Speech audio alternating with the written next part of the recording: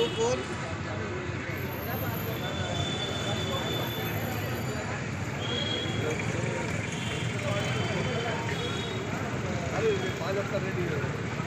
আরএসএসের নিয়মেই রয়েছে যে মাঝে মধ্যে এই ধরনের কর্মসূচি প্রকাশ করা হয়। বিভিন্ন গুরুজনদের সঙ্গে বৈঠক হয় এবং গোপনীয়তা অবলম্বন করা হয়। এর আগে আইসিসিআরও বিভিন্ন ক্ষেত্রের গুরুজনদের সঙ্গে বৈঠক করেছিলেন মোহাম্মদ এবং তারা মিট করেছিলেন, কিন্তু এই কর্মসূচির আগে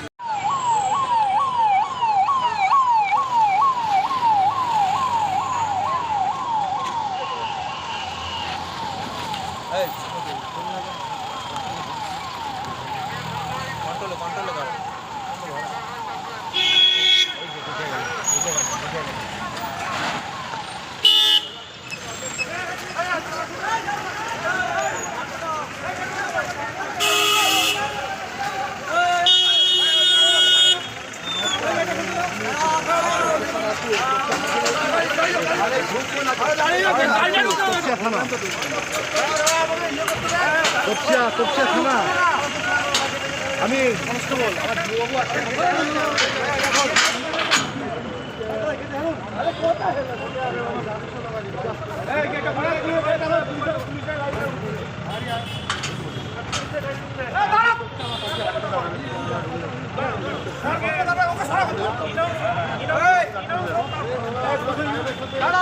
একটু দাঁড়িয়ে যান, একটু দাঁড়িয়ে যান, একটু দাঁড়িয়ে বসে যা হবে সেটাই হবে।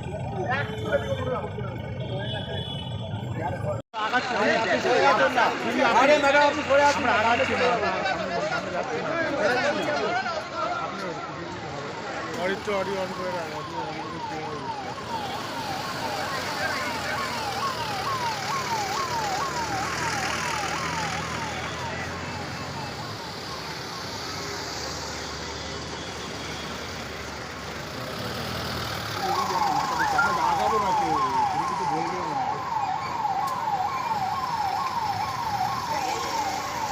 বাগবাজি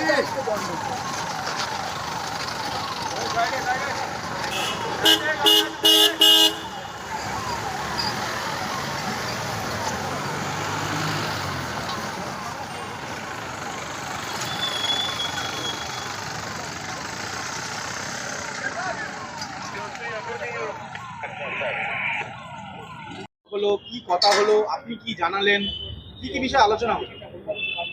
না দেখুন, মাননীয় সরসংঘ চালক মোহন ভাগবতজি প্রতি বছরই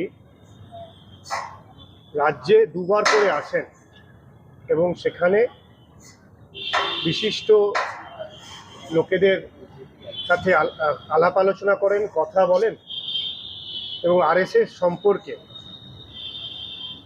মানুষের যে ধারণা, সেই ধারণার একটা স্পষ্টীকরণ করার জন্য। আপনারা জানেন যে অনেক সময় সংঘের কার্যকলাপ বা সংঘের বিষয়কে অহেতুক নিন্দা বা কালিমালিপ্ত করা হয়, কিন্তু সাধারণ মানুষ যতক্ষণ না সংঘের কার্যকলাপ সম্পর্কে উপলব্ধি করবেন, নিজের চোখে দেখবেন, ততক্ষণ পর্যন্ত মনের মধ্যে একটা ভ্রান্ত ধারণা থাকে।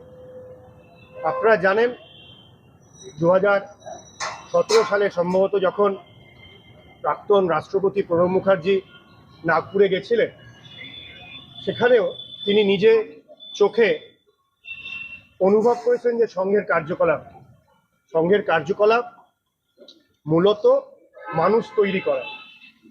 এবং যদি মোহন ভাগবতজির কথায় বলা হয় যে মানুষ হাঁটে সারা জীবন, যবে থেকে হাঁটতে শিখলো, দাঁড়াতে শিখলো, তারপর মৃত্যু পর্যন্ত বা যতদিন হাঁটুতে ব্যথা হলো না ততদিন মানুষ হাঁটে।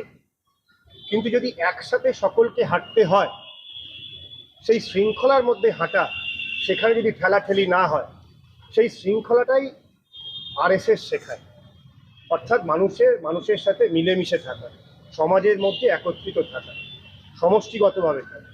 এই বিষয়ে আমার মনে হয় এটা একটা ধারণা, সেই ধারণা আলোচনা আর আমার মনে হয় পশ্চিমবাংলার প্রেক্ষিতে আজকে অত্যন্ত গুরুত্বপূর্ণ যে আমরা কিভাবে একসাথে থাকতে পারি।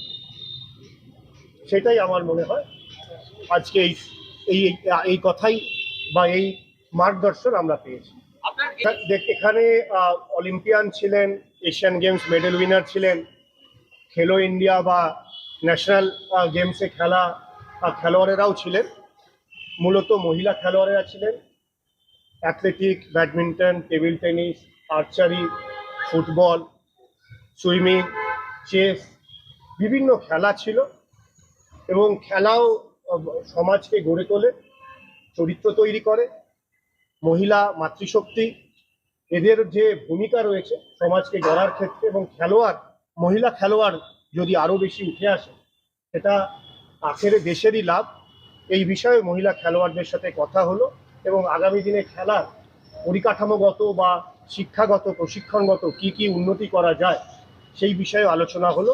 মাননীয় মোহনজিও খেলা তার ভীষণ প্রিয়, খেলা এবং শিক্ষা দুটো কীভাবে একত্রিত করা যায় সেই বিষয়ে উনি উল্লেখ করেছেন। কল্যাণদার সামনে উনি আমার বাড়িতে এসেছিলেন।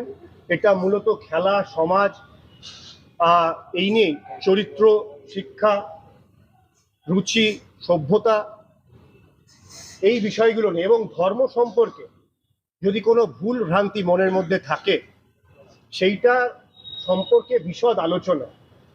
যে আমরা অনেক সময় আরএসএস নামেই একটা নাক ছিট করি, বলি এটা খারাপ, কিন্তু আপনি যতক্ষণ না লঙ্কা ঝাল না মিষ্টি, যতক্ষণ না আপনি লঙ্কা জিভে চেখে দেখছেন ততক্ষণ বুঝবেন না। তাই আরএসএস ভালো না মন্দ সেটা বুঝতে গেলে আপনাকে আরএসএস এর কার্যকলাপ দেখতে হবে, আরএসএস এর মানুষের সাথে মিশতে হবে। আমার মনে হয় সেইটাই আজকের উদ্দেশ্য ছিল। সমাজের বিভিন্ন শ্রেণীর এবং সফল মহিলাদের সাথে আমাদের আজকে দেখা হয়েছে, কথা হয়েছে। আজকের না, আমি বললাম যে এটা হতে পারে একটা কাকতালীয় বা যাকে আমরা সংযোগ বলি, এর সাথে বিশেষ কোনো কারণ নেই। কারণ মাননীয় মোহনজি প্রত্যেক বছরে আপনারা দেখেছেন দুবার করে আমাদের রাজ্যে আসেন এবং আমি একজন খেলার প্রশাসক বা প্রাক্তন খেলোয়াড় হিসেবে উনি আমার বাড়িতে এসেছেন। আমি আমার কিছু খেলোয়াড় সতীর্থ বা পরিচিতদের আমন্ত্রণ করেছি। আলোচনা সম্পর্ক সমাজ এবং খেলা নিয়ে হয়েছে, রাজনীতি নিয়ে কোনো আলোচনা হয়নি এবং রাজনীতির সম্পর্কে যদি কোনো বক্তব্য রাখার হয় সেটা রাজনীতির মুখপাত্র অথবা নেতারা বলবেন। আমার বাড়িতে রাজনীতি নিয়ে কোনো আলোচনা হয়। কল্যাণদা তাৎপর্য বের করার কোনো কারণ নেই। সবাই সমাজে একসাথে থাকাটাই আরএসএস এর মূল উদ্দেশ্য এবং সেটা পশ্চিমবঙ্গতেও হতে পারে আর ভারতের যে কোনো প্রান্তে হতে পারে। আপনারা দেখেছেন যখনই ভারতে কোনো প্রাকৃতিক দুর্যোগ এসেছে বা কোনো বিপদ এসেছে, ভূমিকম্প হোক, বন্যা হোক, অন্য কোনো কারণ হোক, রেল দুর্ঘটনা হোক, সংঘের স্বয়ংসেবকরা সবসময় আগে গেছে। সবাইকে একসাথে নিয়ে চলাটাই বা সবারকে সেবা করা, সেবার মানসিকতা সংঘের, এটাই চারিত্রিক গুণ। এর সাথে বর্তমান প্রেক্ষিত কিছু নেই। আমার মনে আপনারা সকলে এসেছেন, আপনারা দীর্ঘক্ষণ বাইরে দাঁড়িয়েছিলেন, আমি সৌজন্যবশত আপনাদের সাথে কথা বললাম।